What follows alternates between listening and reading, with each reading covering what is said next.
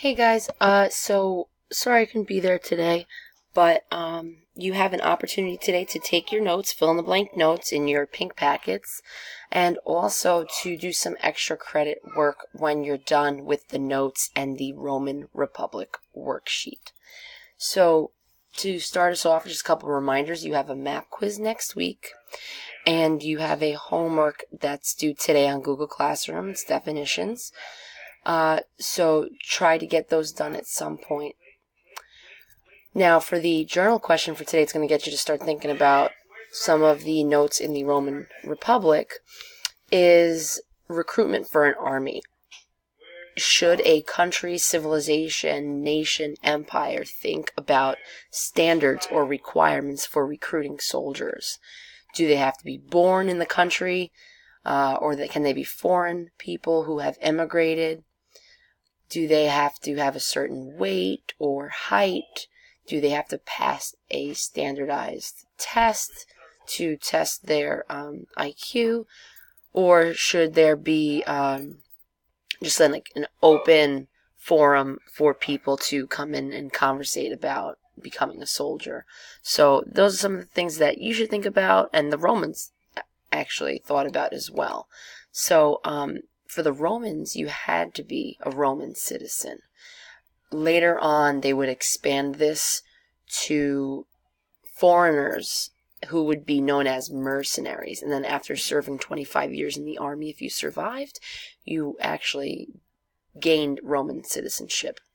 You also had to be physically fit and at least 5'3", which is kind of interesting for that. I'm assuming it was because of how they worked their phalanx.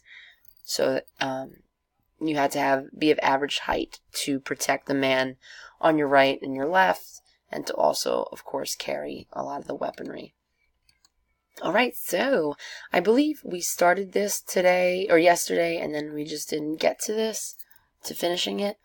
But when you look at what Rome once was, when it only had the Italian peninsula to worry about, the idea and concept of the Roman Republic and having senators and magistrates and consuls worked because there was a smaller population. Now, as they expand across Italy and they absorb all these different people from the Iberian Peninsula, which is Spain, all the way to the city of Palestine, which is in Asia, you have double, even triple the population. It gets into the millions.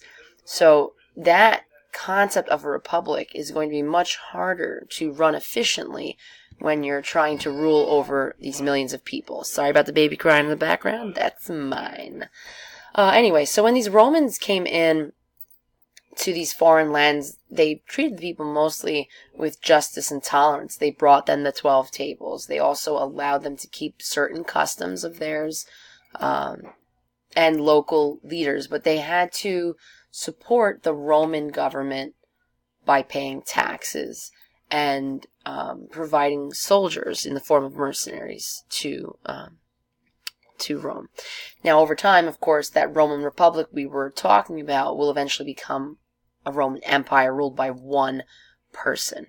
And rule by one person is much easily run versus, 300 people trying to discuss politics and law.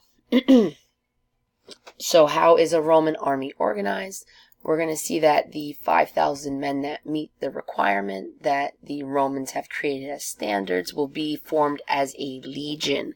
And in most situations, you see that these soldiers are, they're influenced to continue invading until they have won or they have been told that they can retreat. But most acts of cowardice were dealt with physical harm, which nobody really likes. But the life of a soldier wasn't that fabulous.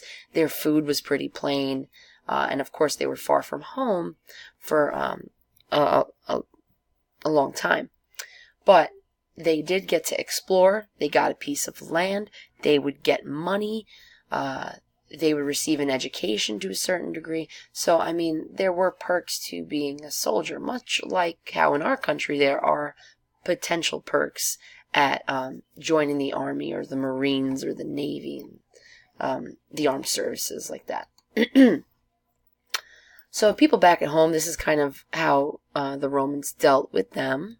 The good part is that when it came to education and providing a generic form of reading, writing, math, science, both boys and girls were able to acquire this knowledge. And this is also for the lower class, which is, again, something that was privileged. Not a lot of places allowed for this.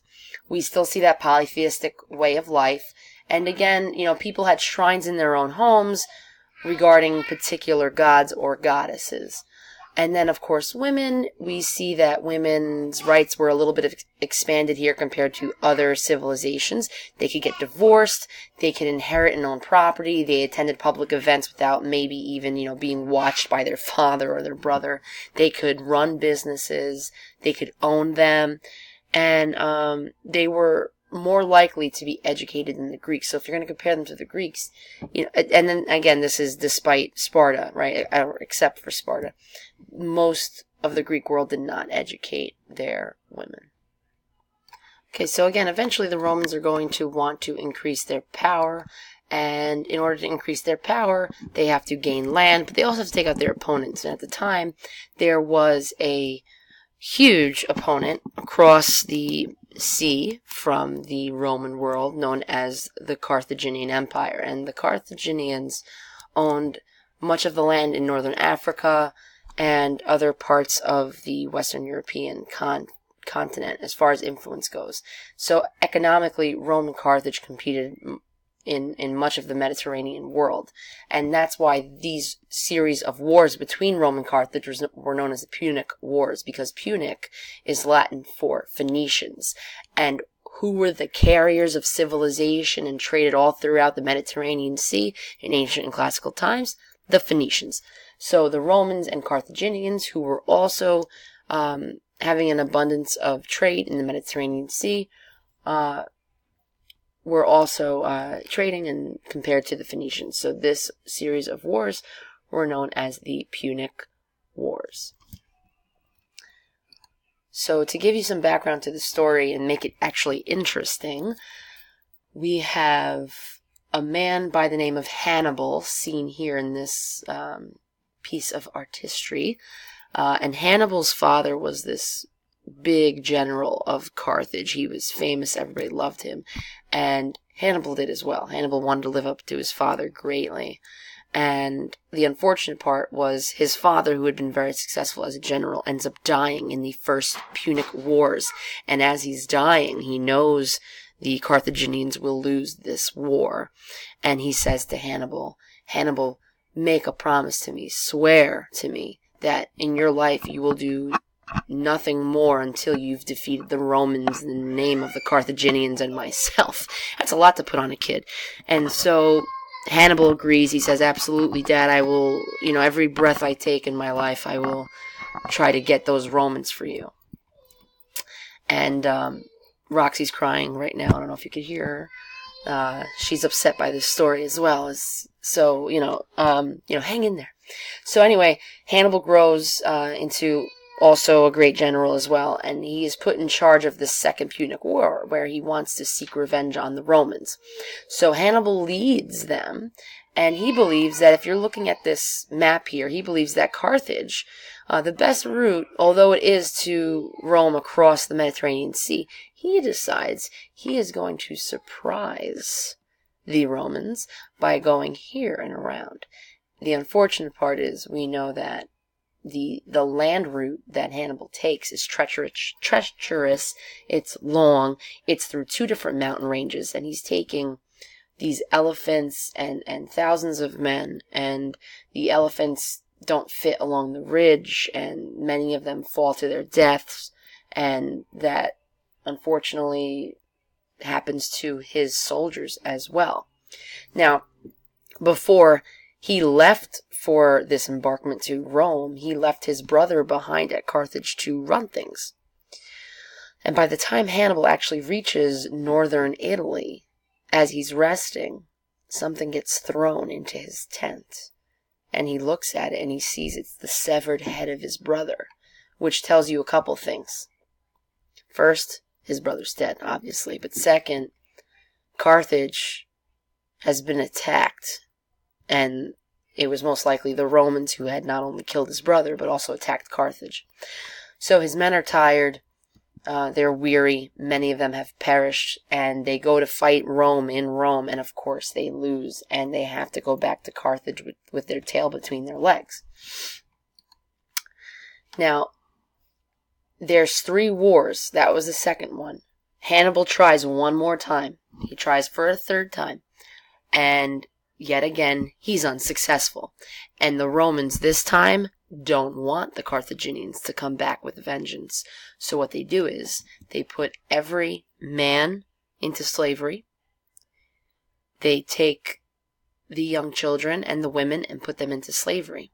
Then they burn Carthage to the ground, and they throw salt all over the fertile land of Carthage so that no one could successfully live there for hundreds of years. Now, in addition to that, the Romans are positively affected because they gain all of these different lands from Carthage, and they begin to know the Mediterranean Sea as their sea. And this is where the Roman Republic really starts to decline, because there's no way that they can control all of these people under one form of government effectively. Oh, I think this slide was supposed to come before the orange slide, but either way, we come to the result that Rome won all 3 of the Punic Wars. Hannibal was unsuccessful in the promise that he made to his father, and Hannibal, for the rest of his life, became so paranoid that the Romans were coming after him specifically that in the end, he would always carry around a ring with him, and inside the ring there was this poison. So when he believed the Romans were after him, he would kill himself instead of giving the Romans the glory of finding the great Hannibal. And in the end, he actually did end up killing himself, unfortunately. But the Romans gained vast amounts of land and built roads all throughout where the soldiers went, and built phenomenal cities of trade and cultural diversity and cultural diffusion. And next time we speak, we'll be talking about the Pax Romana, its golden age, but not before we actually put the nail in the coffin of the Roman Republic. At this point, if you have all the notes and you understand what you've learned, you may continue on to complete the Roman Republic worksheet, and then doing any other worksheets in addition to that for extra credit or even your homework. Good luck, bonne chance, and have a great weekend.